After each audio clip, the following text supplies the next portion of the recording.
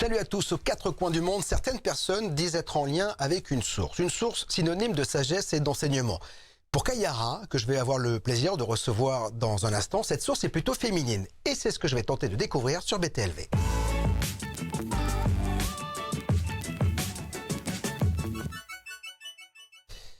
Bonjour, je suis ravi de vous accueillir sur BTLV. Kayara, est-ce que je prononce bien ? Ouais. Yes, je le tiens. Bon, je suis ravi de vous accueillir. On va parler de Sophia Code. Vous canalisez, je le disais, des entités plutôt féminines. Est-ce que... pourquoi plutôt féminines ? Well, they've been teaching me since childhood. Elles m'ont enseigné depuis l'enfance. Donc, de l'âge de 3 ans, à partir de l'âge de 3 ans, elle m'apparaissait, elle m'enseignait qu'un jour, j'offrirais au reste du monde en tant qu'adulte. Qu'est-ce qui s'est passé pour que ça arrive à vous ? Est-ce que vous avez la sensation aujourd'hui en tant qu'adulte d'avoir été un peu choisi, d'avoir une mission d'information ? I believe we're all chosen. Je crois qu'on est tous élus. On est tous élus pour assister l'humanité dans son réveil et son éveil des consciences. Moi, j'ai fait l'expérience de beaucoup d'expériences de mort imminente en tant qu'enfant. J'étais dans un programme militaire. Et donc, j'ai survécu à beaucoup d'atrocités. En ayant survécu à ces atrocités, ça m'a rendu très ouvert à de différentes réalités. Vous dites que vous avez été soumise à des programmes militaires. Est-ce que vous pouvez m'en dire un peu plus ? J'en parle dans la préface de mon livre. J'ai survécu à beaucoup de programmes. Je suis née dans ces programmes. Je partagerai plus d'informations sur ce sujet dans un livre à venir. Et alors, c'est ces programmes militaires auxquels vous avez été soumis qui vous ont ouvert à cet éveil ? J'étais déjà ouverte de m'être entraînée dans une autre vie, mais ça m'a aidé à survivre à ce qu'il me faisait. Et comme ce qu'il me faisait était tellement extrême, ça a amplifié le don que j'avais déjà. Alors vous êtes à l'affiche de Regards inspirés de femmes du XXIe siècle, un colloque qui va avoir lieu samedi. On est partenaire de ce colloque, c'est sur la scène parisienne, 34 rue Richet à Paris. Vous pouvez avoir toutes les informations sur btlv.fr. Vous faites partie de ces femmes inspirées. Comment ça se fait que vous canalisez que les femmes ? C'est-à-dire qu'il y a un canal particulier pour avoir que les femmes, par les d'Isis, d'Hathor, de Marie-Madeleine, parce que quand on canalise la source, elle n'est pas forcément féminine. Mais c'est pas que des femmes, mais elles me demandent de parler du féminin divin d'abord, parce que on doit réparer cette relation avec le divin féminin pour qu'on ait une meilleure relation avec le divin masculin. Donc, il faut qu'il y ait une cosmologie compréhensible entre les deux. Et le code Sophia, il nous aide à nous réconcilier avec le féminin, parce qu'elle a été en état d'esclavage pendant tellement de siècles qu'on a besoin de se réveiller à ça. Donc, Jesus, Babaji, ils sont référencés dans ce livre également. C'était important finalement que ce divin féminin contrebalance. Il y avait le divin masculin, on a la sensation qu'on est dans un monde très très masculin et que tout cela a été pris par les hommes et il était obligatoire que ce divin féminin reprenne sa part pour un équilibre du monde. Oui. Je travaille avec des femmes et des hommes partout dans le monde et le code Sophia les a aidés à embrasser des aspects d'eux-mêmes qu'ils ne pouvaient pas le faire avant de travailler avec les maîtres féminins. Et grâce à ça, ça les a amenés dans une relation beaucoup plus puissante avec le masculin. Donc l'équilibre, il est pour nous tous, pour l'humanité. Hommes, femmes, ou même des non-genrés, on a besoin de s'aimer. Et dans tous les aspects de la divinité, pas seulement des parties. L'amour est au cœur de tout. Est-ce que quand vous parlez de souveraineté divine, de féminin divin, est-ce que l'amour a sa place dans tout cela? Est-ce que finalement, le maître mot de tout cela, c'est love, amour, quoi? Love is always the answer. L'amour, c'est toujours la réponse, quoi qu'il arrive. The Sophia Code is sharing with the world. Ce que le Code Sophia partage avec le monde, c'est que l'humanité a une relation blessée avec l'amour humain, bien sûr. Et nous, on veut que l'humanité reçoive l'amour divin, qui n'a pas de projet, pas de plan. C'est de l'amour inconditionnel et compassionnel. Donc il faut qu'on revienne à un amour divin pour nous guérir de nos blessures les plus profondes et de nos peurs les plus profondes. C'est un amour qui ne changera jamais. Je parlais tout à l'heure de ces grandes figures féminines, Isis, Hathor, Marie-Madeleine. Est-ce que vous avez un dialogue avec ces divinités, avec ces personnages, ces entités? Est-ce que vous échangez ou est-ce que vous recevez simplement des informations? Ouais. Oh. Yes. Yes. Et c'est un dialogue... c'est elle qui vous contacte ou vous pouvez avoir accès à ces divinités quand vous le souhaitez? Whenever I want. Ah yes. Quand je veux. We all can. Mais tout le monde le peut. Donc quiconque a de l'entraînement et du temps et de bonnes intentions peut s'ouvrir à rentrer en communion avec ses maîtres. Ça, c'est important pour moi, bien sûr. Parce que c'est ce que j'enseigne, c'est que pour que les gens rentrent en contact et arrivent à être mentorés par ces divinités féminines. C'est pour ça que Isis ou Marie-Madeleine me demandent de faire des choses. Elle me demande ce que j'encourage les autres à faire la même chose. Avec ce que vous venez de dire, tous les spectateurs, les téléspectateurs ou spectatrices vont vouloir rentrer en contact avec ces divinités. Et vous dites qu'il faut être concentré, s'entraîner. On apprend avec vos enseignements à le faire, mais est-ce que c'est vraiment permis à tout le monde? Parce qu'on dit toujours, tout le monde peut le faire, mais est-ce que c'est vrai? Est-ce que tout le monde peut rentrer en contact avec cette source? Je crois que Dieu nous a créés égaux.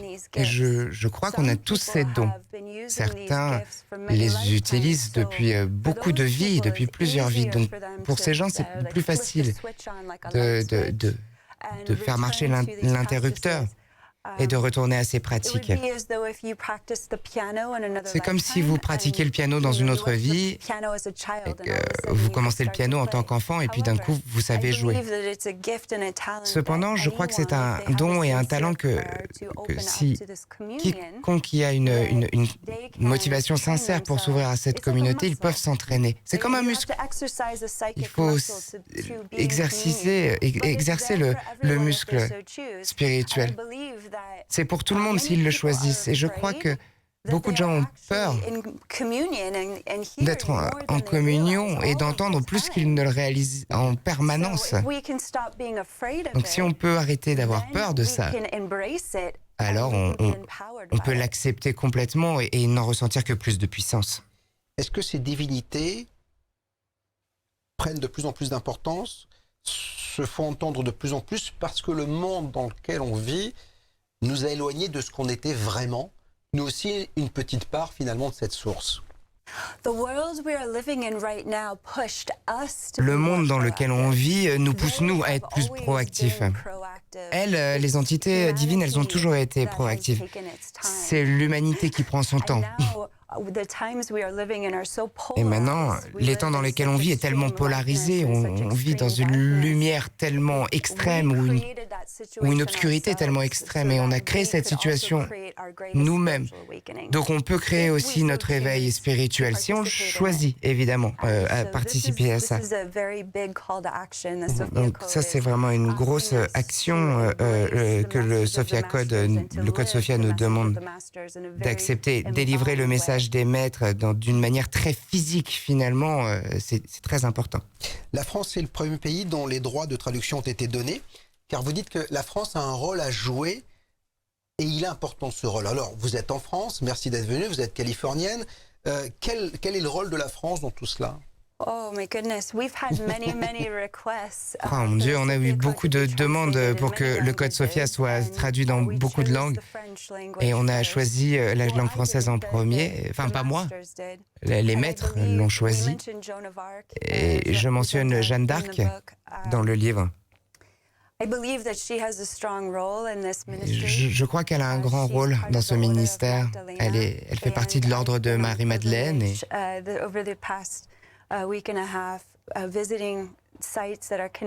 Et j'ai été sur des sites pendant cette semaine qui étaient connectés avec Jeanne d'Arc. Et elle est venue à moi il y a 2 ans, elle est apparue devant moi. Et j'étais très surprise, je ne m'y attendais pas du tout. Et elle a demandé de faire partie de ce mouvement et aider à activer l'humanité aux divinités féminines. Donc je crois que Jeanne d'Arc nous a aidés à ce que la traduction française arrive en premier. Et je crois que c'est parce qu'il y a une pureté subtile dans le cœur français. Je crois qu'il y a une spiritualité naturelle qui a été blessée par les religions, par la doctrine, par le dogme. Mais je crois que les Français sont très spirituels, de manière très calme et profonde.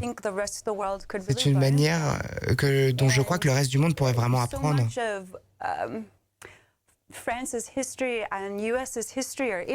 Les histoires françaises et américaines sont tellement intriquées.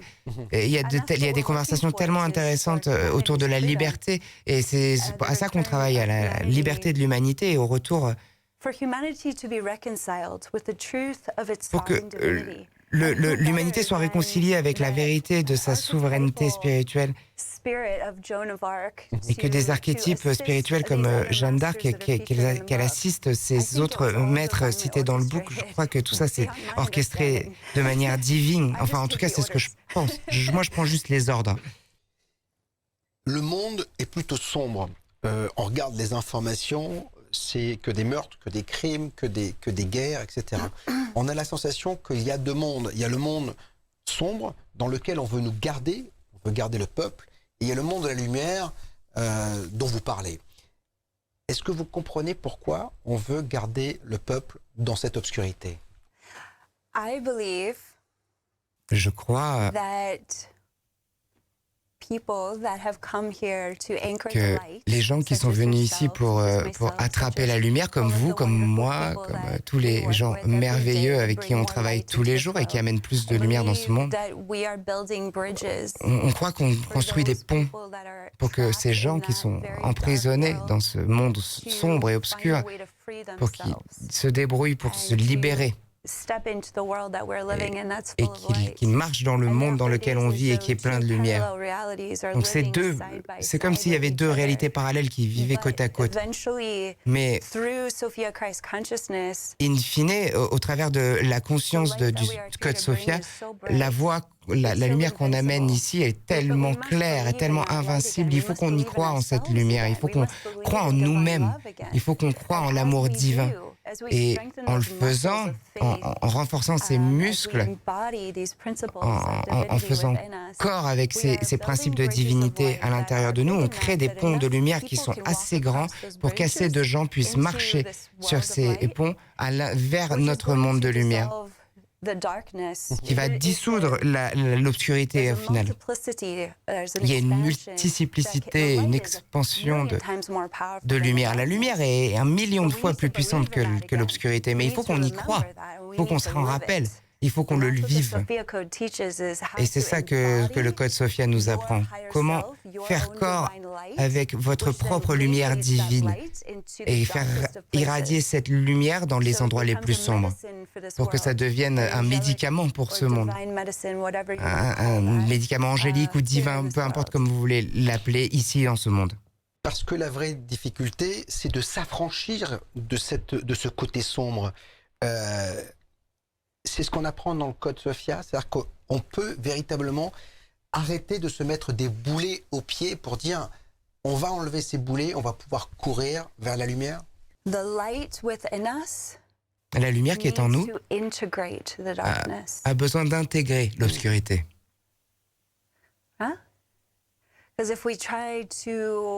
Comme si on essayait de punir l'obscurité à l'intérieur de nous-mêmes. Ça restera dans les vieux paradigmes. On a besoin d'ouvrir nos bras et laisser l'amour rentrer dans toutes les parties obscures à l'intérieur de nous. Ça ne veut pas dire qu'on ne déclare pas ce qui est une bonne manière. Évidemment, il y a du mal dans ce monde et il faut le dénoncer. Mais nous, ce qu'on fait, c'est qu'on crée un nouveau paradigme où on choisit d'honorer la vie maintenant. On choisit d'aimer et honorer et respecter la vie. On ne veut pas apprendre cette autre manière où on ne respecte pas la vie. Et le plus les gens choisiront de donner corps à cette lumière et à respecter la vie, eh bien, l'obscurité n'aura plus, on n'aura plus besoin d'obscurité comme prof. On sera intégré avec les expériences qu'on a choisies et qui furent si douloureuses. C'est ça le concept de la conscience christique. C'est pas facile pour nous de négocier à l'intérieur de nous-mêmes. Mais comme j'ai personnellement dû faire ce chemin en soignant toutes les choses qui me sont arrivées qui étaient tellement obscures, je savais que c'était possible. Et quand j'ai réussi à tenir le Code Sophia, je tenais une espèce de plan fait par les maîtres qui devait marcher sur moi d'abord. J'avais toutes les raisons du monde de ne jamais oublier les choses qui me sont arrivées, puisque ce qui m'est arrivé, c'était des atrocités. J'aurais pu être vraiment très blessée pour le reste de ma vie. Mais la lumière qui m'est venue et m'a demandé d'écrire ces informations dans le Code Sophia m'ont changé. Et donc maintenant, j'apprends comment les autres peuvent faire le même processus que moi j'ai fait. Donc le Code Sophia est là pour nous aider à accepter la lumière du Sophia Christ, de notre propre divinité. Et en acceptant, en accueillant cette lumière, ça viendra de nos mains, de nos sourires, de nos actions. C'est comme ça qu'on irradiera cette lumière de nos comportements, de nos motivations. Et dans cette manière de mettre en lumière nos vies, on acceptera un nouveau paradigme. C'est qu'on soit d'accord avec un plan plus haut et une conscience plus importante. C'est ça qu'on a besoin comme solution pour guérir ce monde. Quel regard ces entités féminines, ces divinités ont sur notre monde aujourd'hui? Est-ce qu'elles sont peinées de voir le monde dans l'état dans lequel il est? La mère divine est très triste. Combien de gens sont violés, de combien d'enfants meurent et de combien de gens sont tués.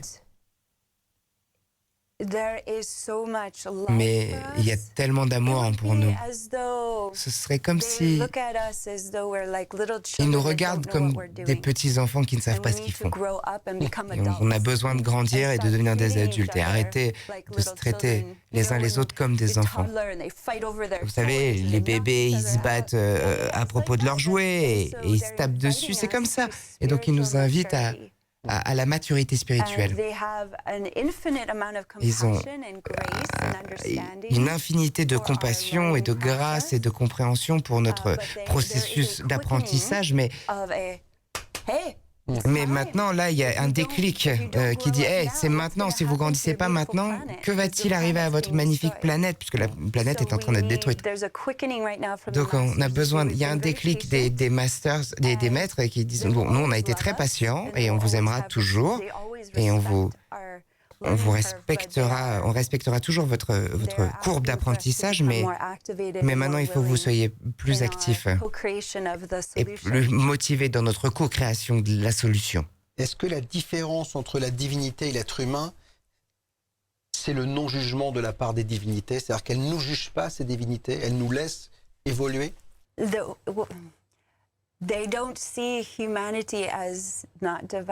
Ils ne voient pas l'humanité comme non divine. Pour eux, l'humanité est divine. Nous, on l'a oublié qu'on était divin. Donc, ils nous renvoient une invitation si on peut se rappeler que nous sommes divins, eh bien on arrêterait de se faire du mal les uns aux autres. C'est seulement dans la séparation de l'humanité et de la divinité que la structure égotique de l'humanité commence à se combattre elle-même. Puisqu'il pense qu'il leur manque quelque chose. Il nous manque rien du tout. On nous a tout donné. De Sophia, Dieu ou le Dieu source, on nous a tout donné. Tout ce dont on a besoin. On est déjà divin. Et voilà le message des maîtres. C'est que l'humanité peut se rappeler de qui on est vraiment. Si on s'en rappelait, on arrêterait de se faire mal. Et on commencerait à s'aimer les uns les autres d'une manière très puissante et authentique. Tous ces maîtres, c'était des humains. Ils sont venus dans des corps humains. Donc ce point qui veut dire à quel point le don le cadeau du corps humain est dans le Code Sophia, on accepte l'appel physique et le besoin physique de notre appel spirituel. Dans toutes nos initiations, on dit que le corps est saint et divin et souverain. Si vous invitez l'humanité à croire en cela à propos d'eux-mêmes, bien, la lumière commence un processus d'intégration de toute l'obscurité dont on croit qu'il nous tient captifs, mais en fait, il s'ouvre à la vérité de qui ils sont véritablement. J'ai la prétention de penser qu'on est tous une petite partie de Dieu. Est-ce que c'est quelque chose que vous partagez? Est-ce qu'on est tous une petite partie de cette source divine? Yes. But I believe we're a big part of God. Oui, mais je crois qu'on est une grosse partie de Dieu. Je crois que chacun d'entre nous a été fait exactement à l'image de la source. Donc on ne pourrait rien être d'autre, de moins que cela. Et il faut qu'on se réveille à quel point on est une grosse partie de Dieu. Il y a beaucoup qui ne veulent pas parce que c'est beaucoup de responsabilités, c'est beaucoup de pouvoir. Ça fait peur. Donc le Code Sophia est une invitation à l'exploration du sens d'accepter autant de divinité et autant de pouvoir. Être à égalité avec Dieu, en quelque sorte. Si on acceptait tous autant de pouvoir et de responsabilité, on vivrait dans un monde très différent. On vivrait sur un paradis sur Terre. Oui, parce qu'il y a plein de gens quand même qui refusent cette responsabilité, qui ont besoin d'une autorité tutélaire. Parce que être responsable de son bonheur, c'est aussi être responsable de son malheur. Il y a des gens qui ne veulent pas ça, qui se disent non, moi c'est tout ce qui m'entoure qui fait la vie que je vis aujourd'hui. Vous comprenez qu'il y a des gens qui ne veulent pas de cette responsabilité? Je crois que c'est un choix et qu'on n'a plus le luxe de ce choix. C'est plus un luxe, ce choix. On est dans un moment vraiment pivot de l'histoire. On peut continuer à appliquer nos responsabilités personnelles à nos voyages spirituels. Si on ne fait pas ça, on n'aura plus de planète dans très peu de temps. Et pour les générations futures, on veut tous que nos enfants vivent dans un beau monde. On veut respirer de l'air pur et boire de l'eau pure et manger de la bonne nourriture et continuer pendant des générations et des générations. Et cette terre merveilleuse est une école, une université dans le cosmos. C'est une planète très importante. Et abdiquer notre responsabilité pour grandir personnellement dans nos bonheurs et nos tristesses, même dans nos jalousies et nos colères. Avec tout ça, il faut qu'on se réconcilie pour devenir une unité. Et c'est que dans notre unité qu'on contribuera à la solution. Alors, je le disais, vous êtes donc à l'affiche de ce colloque « Regard inspiré de femmes du XXIe siècle » qui aura lieu samedi à la Seine parisienne. On réunit un plateau féminin. On voit qu'il y a de plus en plus de femmes qui sont éveillées, qui tendent vers... qui vont sur votre chemin. Vous pensez que les femmes ont une part à jouer dans la compréhension de l'éveil chez l'homme? Est-ce que c'est peut-être par les femmes que tout cela va nous permettre d'avancer vers la lumière? This is a human awakening. Ça, c'est un éveil humain. En donnant de la puissance aux femmes et que tous leurs sentiments, leurs idées, leurs solutions créatives, quand on peut les dire, les hommes peuvent faire pareil. Quand on peut arrêter de se battre les uns les autres, on peut arrêter d'être en compétition et on peut travailler ensemble de la manière dont Jésus et Marie-Madeleine ont travaillé ensemble. Et c'est de ça dont on parle dans le Code Sophia. C'est qu'il faut que la masculinité et la féminité fonctionnent et ensemble, travaillent ensemble pour des solutions. Donc, je suis content pour ce week-end parce qu'il y aura des hommes et des femmes dans le public. Donc il y a une plateforme de merveilleuses auteurs féminines qui ont dédié leur vie à trouver une solution ici sur la Terre. Une solution spirituelle, bien sûr, mais j'aime à penser que c'est une conversation humaine, pas juste féminine. Vous dites quand même dans votre bouquin que tout cela va impliquer des notions de transformation et de transmutation du génome humain. Qu'est-ce que vous entendez par là?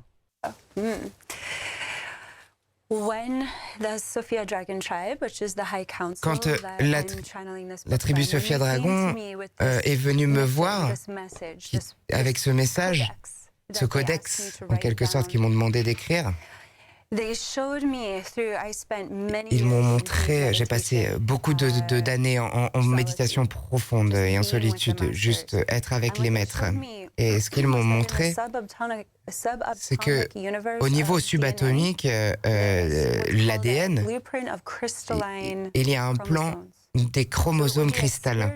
Donc ce serait une espèce de génétique spirituelle qui est latente jusqu'à ce qu'elle se soit activée par votre propre volonté. Donc on peut y penser comme une arche, une alliance en fait entre vous et votre âme et vos gènes. Votre divinité innée, elle est écrite dans votre âme en tant que génome. Un génome qui peut être activé et opéré sur votre génome humain. Donc ça c'est une grosse solution. Parce que le génome humain a été altéré, il a été programmé, il est plein de virus depuis des siècles et des siècles d'esclavage sur cette planète. Donc si on active un génome divin, ce génome, il fonctionne en accord avec ce que vous avez à l'intérieur de vous, peu importe comment vous l'appelez. Et toutes ces divinités peuvent jouer sur vos génétiques, même votre conscience humaine. Donc vous pouvez commencer à faire des décisions et à vous conduire de manière qui sont divines. Alors qu'avant, vous ne pouviez pas, spécialement quand on parle d'addiction, que ce soit l'addiction à la codépendance ou de substances qui vous empêchent d'exprimer votre potentiel le plus haut. Ça demande un changement dans le corps, dans le corps physique. Et au bout des années, à recevoir ce codex, je sais qu'il faut que ça arrive à un niveau subatomique, ce changement, et invoquer la même lumière de votre propre divinité pour aller par-dessus le système d'opération humain. On appelle ça le code Sophia dans le livre, mais vous pouvez l'appeler comme vous voulez. Ce qui compte, c'est qu'on active ce génome humain dans l'humanité et faire en sorte que l'humanité, avec ces technologies, nous ont été données comme... Donc le code Sophia, c'est ce qu'on essaiera de présenter ce week-end à Paris. Des scientifiques russes disent que l'on peut reprogrammer notre ADN. C'est ce que vous dites. Finalement, l'état dans lequel on est va nous permettre de reprogrammer d'une façon positive notre ADN pour aller vers le mieux. Est-ce qu'on voit que la science et la physique va de plus en plus sur vos terres? Est-ce que vous avez la sensation que tout cela, finalement, deviendra normal un jour? Parce que vous et moi, pour la plupart des gens, on n'est pas normaux. Vous voyez ce que je veux dire? Est-ce que vous pensez que ça va être la normalité dans les années qui viennent?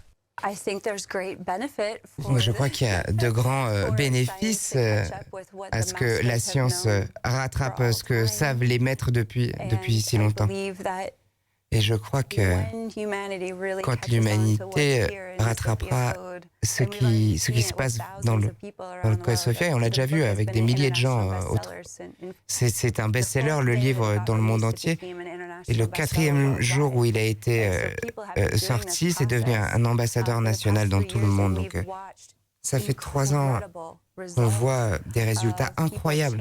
Des gens qui changent émotionnellement, physiquement, spirituellement parce qu'ils ont activé leur génome divin et qu'ils ont pratiqué comment accepter la lumière de leur être supérieur. Donc,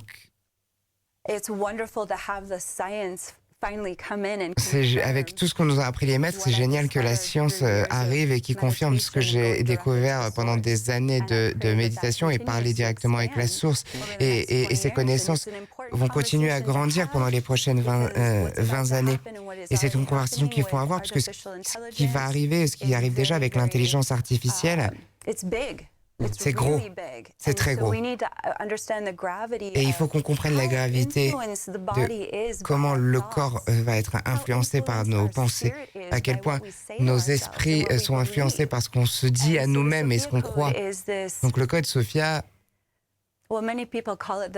c'est ce que beaucoup de gens appellent leur Bible. C'est comme un texte sacré pour guider nos pensées vers un potentiel plus haut qu'on peut accepter. Les croyances qu'on a sur nous-mêmes et nos futurs. Et si la science continue à supporter tout ça, fantastique. Mais c'est à nous de faire attention et à penser à ce qu'on croit sur nous-mêmes et ce que nos corps sont capables de faire, que la science soit d'accord avec cela ou non. Depuis toujours, les textes sacrés nous parlent bien sûr du côté lumineux, mais du côté sombre. Est-ce que le côté sombre a une réalité? Il y a des divinités lumineuses, mais est-ce qu'il y a des divinités sombres qui œuvrent pour nous garder à leur merci? Est-ce que ça existe? Est-ce que le mal existe? Oh yes. Oh oui, bien sûr. Evil is real. Oui, le mal existe, je le sais, je l'ai regardé directement dans les yeux pendant les 18 ans où j'ai survécu.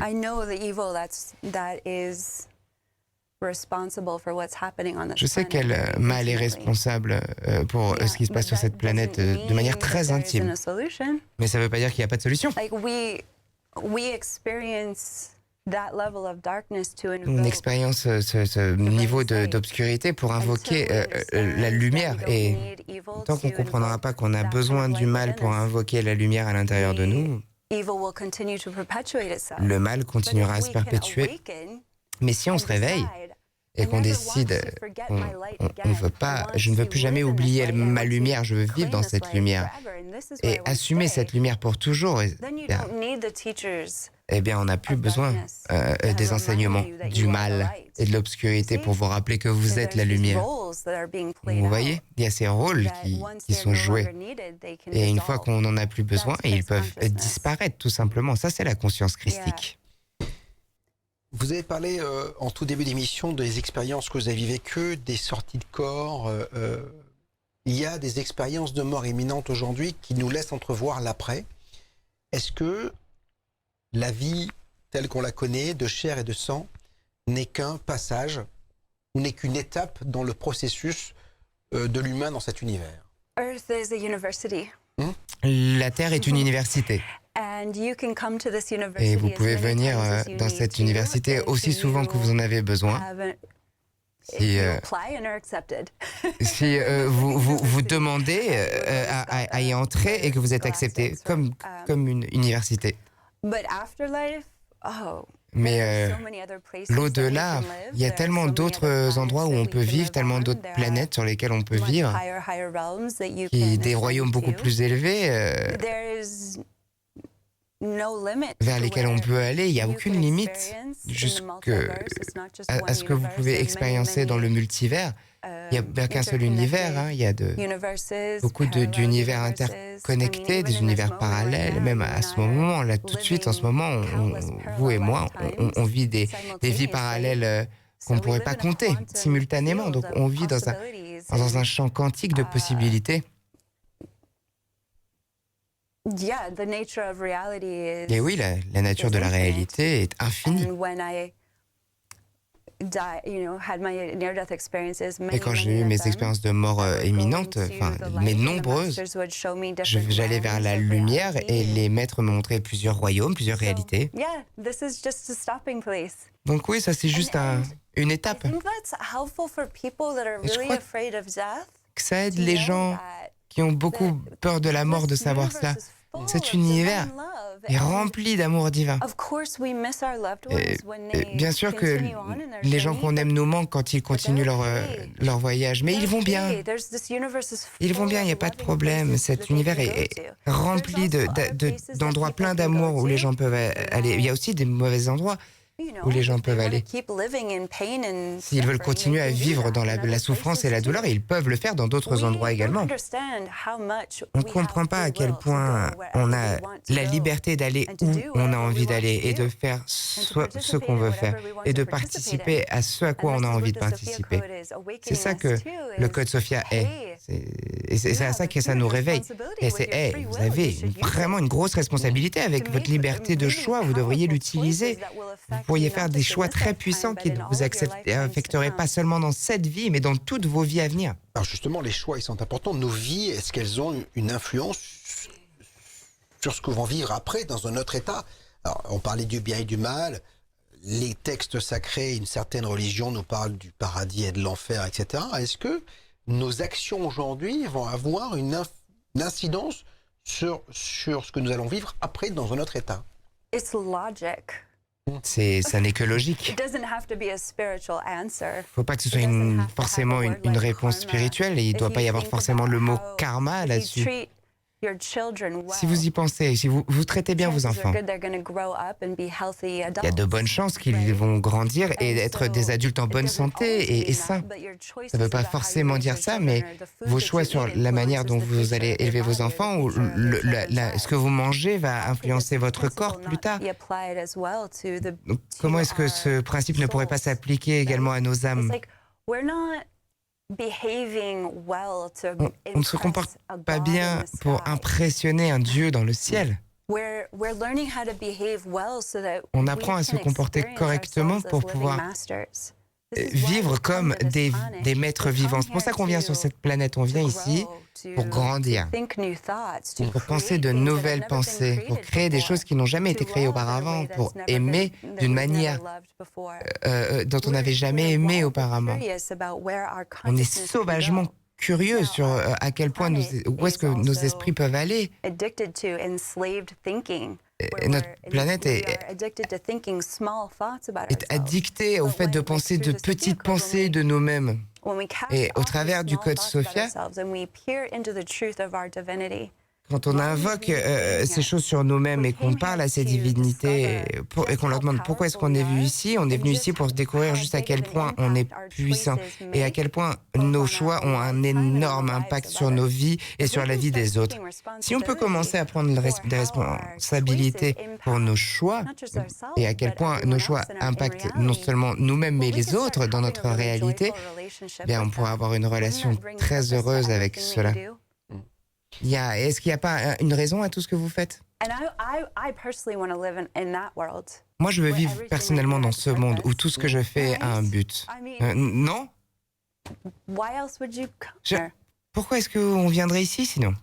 On dit que la Terre, donc vous dites que la Terre est une école et que l'âme choisit son incarnation. Est-ce qu'il y a des âmes qui choisissent de devenir dictateurs et de faire des atrocités pour vivre une expérience?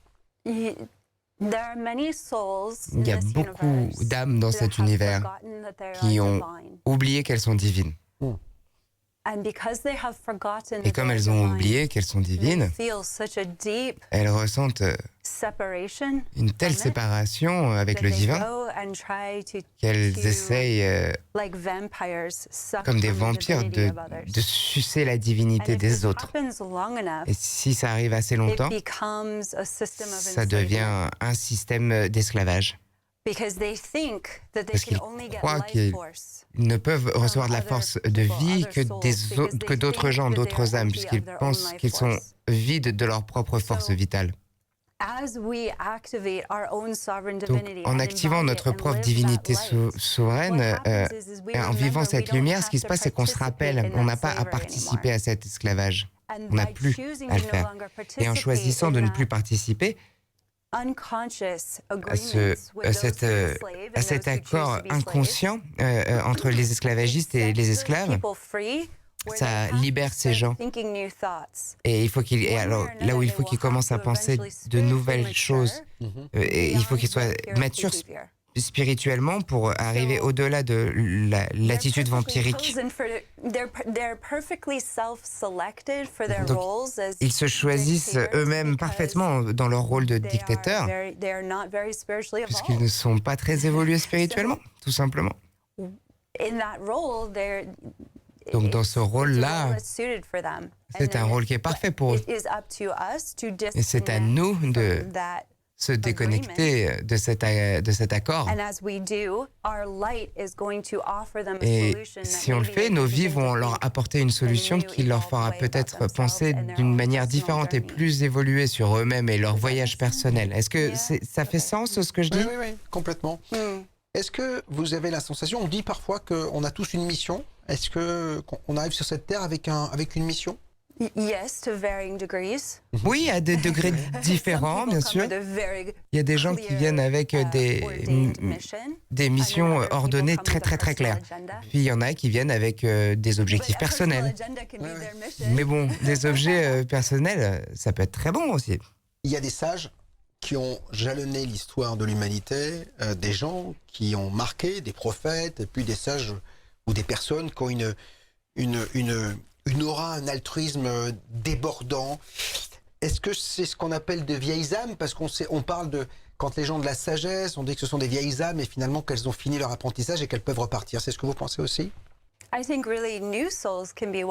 Je crois que des âmes toutes neuves peuvent être sages parce qu'elles sont fraîches. Et elles ont cette innocence fraîche.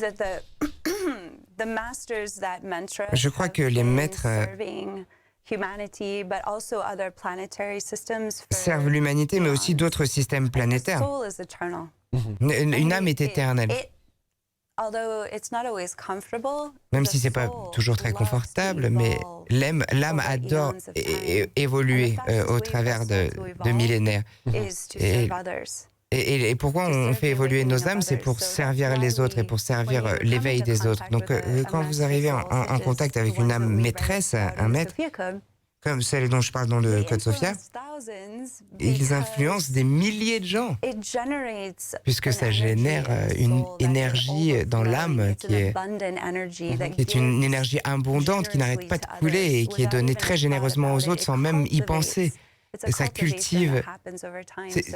C'est une culture qui arrive au fur et à mesure du temps. Donc certaines vieilles âmes vont très loin, même au-delà de nos systèmes planétaires. Donc elles servent à revenir pour nous servir encore et encore et encore. Ce qui devrait nous donner de l'espoir également d'ailleurs, puisque on est tous appelés à servir de cette manière. Donc où qu'on soit dans nos obligations, tout le monde peut devenir un maître. Vous dites qu'il y a des tas d'univers, des tas de vies que l'on peut vivre ailleurs sur d'autres planètes. C'est-à-dire que à la fin de cette vie-là physique, on va pouvoir choisir où on veut aller. C'est-à-dire qu'on est jusque-là maître de notre destinée. Ça dépend à quel point vous êtes évolué. Donc ça veut dire qu'on est obligé de passer plusieurs fois sur la planète Terre pour arriver à un certain degré de sagesse, c'est ça? Il y a certaines civilisations dans le cosmos qui sont tellement avancées que certaines âmes qui n'ont pas fait le travail interne peuvent accéder quand même à cette réalité. Il faut y penser en termes de maturité spirituelle. C'est pas une question. On est tous souverains de manière égale et divins. Ça dépend sur ce quoi vous vous concentrez dans votre souveraineté divine. Comment est-ce que vous décidez de vous présenter à la vie? Ceux qui décident de se présenter vraiment à la vie et faire une différence seront de bénir les vies des autres et évoluent très vite et vraiment assez rapidement. Et vous savez, la lumière attire la lumière. On aime tous être autour d'âmes qui sont les mêmes que nous. Les gens qui se ressemblent se rassemblent. Il y a des âmes de ces civilisations qui sont tellement dédiées aux divinités et à notre mission sainte, à notre sainte mission. Il faut être dans une résonance similaire à cela pour pouvoir travailler avec ces êtres.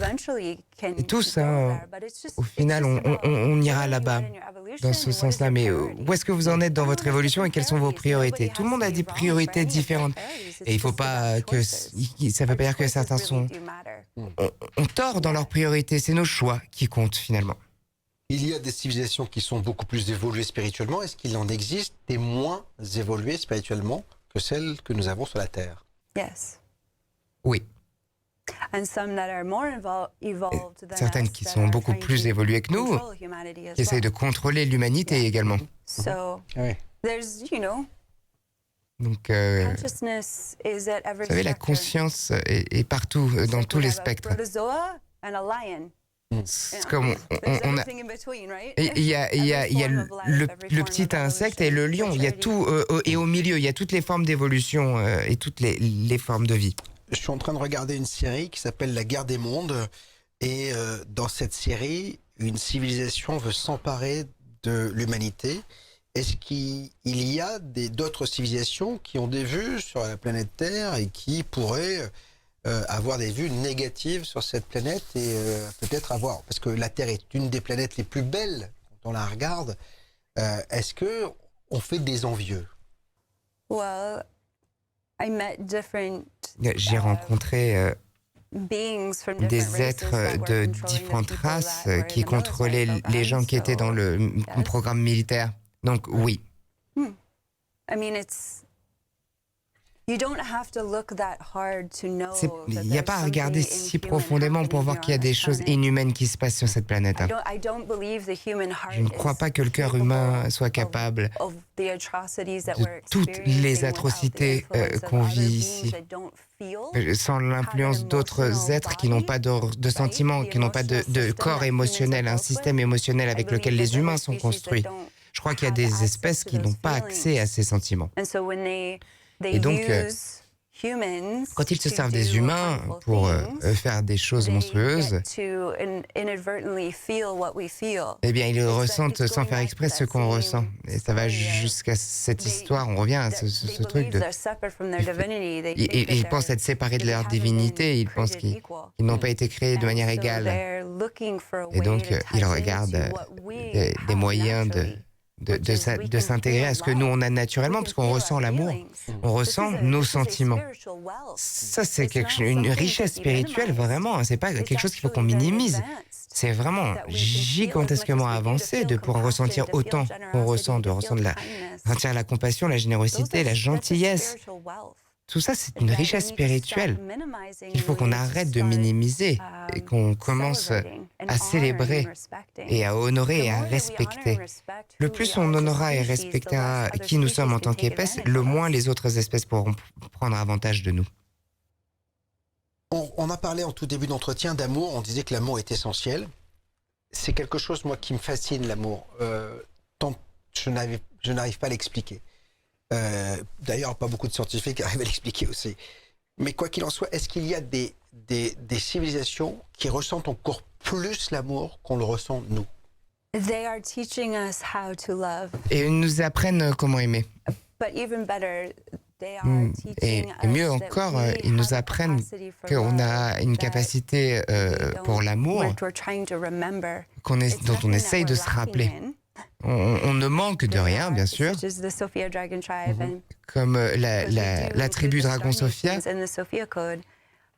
on dit dans le Code Sophia que ce sont des anciennes civilisations qui connaissent le pouvoir de l'amour divin et son pouvoir de construire de nouveaux mondes. Donc, ils sont nos mentors. Ils nous expliquent de plus haut royaume. Et pour ceux qui choisissent d'accepter cet amour de manière consistante, ça va ouvrir les portes de vos cerveaux à vous engager dans ces choses également. Ça peut arriver physiquement ou spirituellement quand vous rentrez en contact avec eux. Et puis alors là, vous comprenez vraiment ce que c'est que l'amour et où est-ce que l'amour nous amène.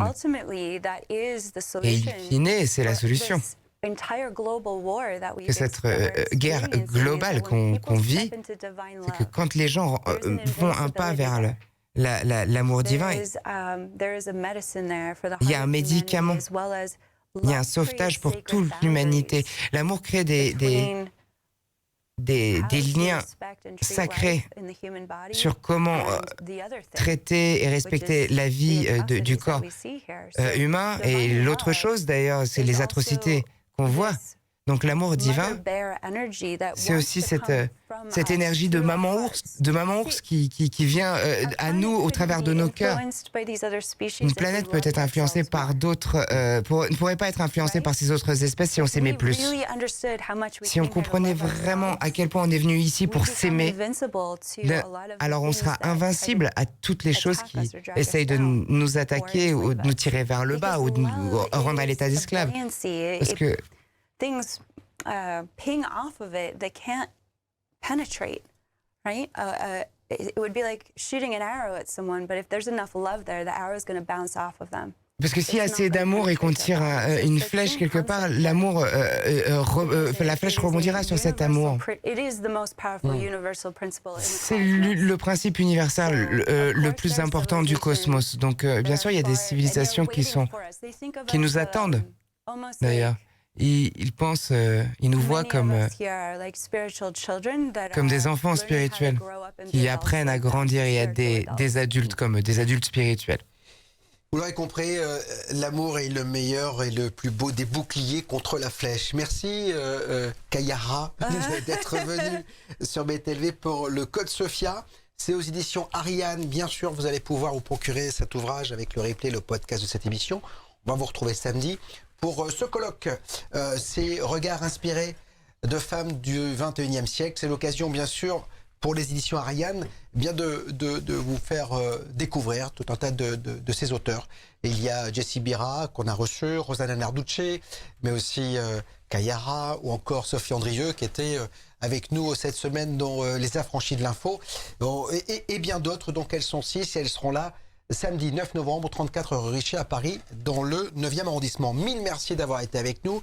On vous embrasse et merci d'avoir été là. Thank you. À très bientôt. Salut.